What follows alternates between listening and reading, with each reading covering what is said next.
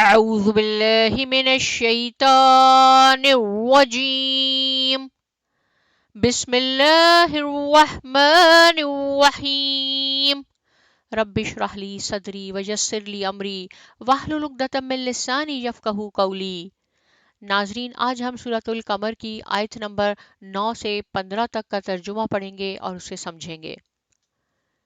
ان سے پہلے قوم نوح بھی جھٹلا چکی ہے جب انہوں نے ہمارے بندے کو جھوٹا قرار دیا اور دیوانہ کہہ کر دھمکیاں دی گئیں۔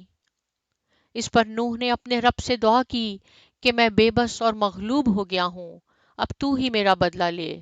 رب انی مغلوب فانتصر۔ تب ہم نے آسمان سے موسلا دھار بارش کے دروازے کھول دیے اور زمین کو پھاڑ کر چشموں میں بدل دیا۔ پھر یہ سب پانی مل گیا اس کام کو پورا کرنے کے لیے جو ان کا مقدر بن چکا تھا۔ اور نوح کو ہم نے تختوں اور میخوں والی کشتی پر سوار کروا دیا جو ہماری نگرانی میں رواں دواں رہی۔ یہ تھا وہ بدلہ اس شخص کی خاطر جس کی ناقدری کی گئی تھی۔ ساتھ ساتھ ہم نے اس کشتی کو بھی ایک نشانی بنا کر چھوڑ دیا۔ تو کوئی ہے جو اس واقعے سے نصیحت پکڑے؟ دیکھا پھر کیسا تھا میرا عذاب اور کیسا تھا میرا ڈرانا۔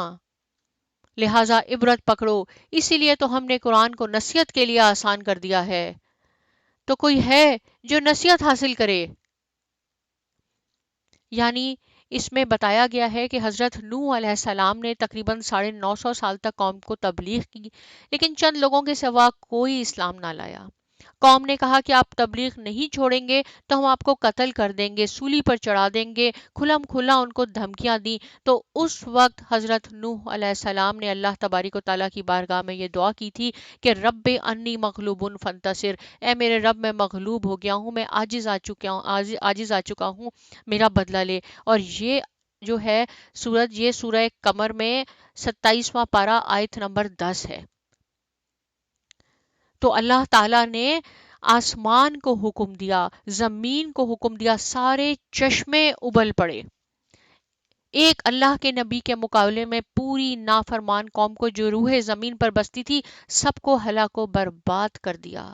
اگر آپ حق پر ہیں تو رب العالمین آپ اکیلے کی مدد فرمائے گا، ساری دنیا بے شک آپ کے خلاف کیوں نہ ہو۔ تو ہمیں چاہیے کہ ہم اپنی زندگی قرآن و سنت کی روشنی میں گزاریں اور اللہ تبارک و تعالی ہم سب کا حامی و ناصر ہو۔ جزاک اللہ۔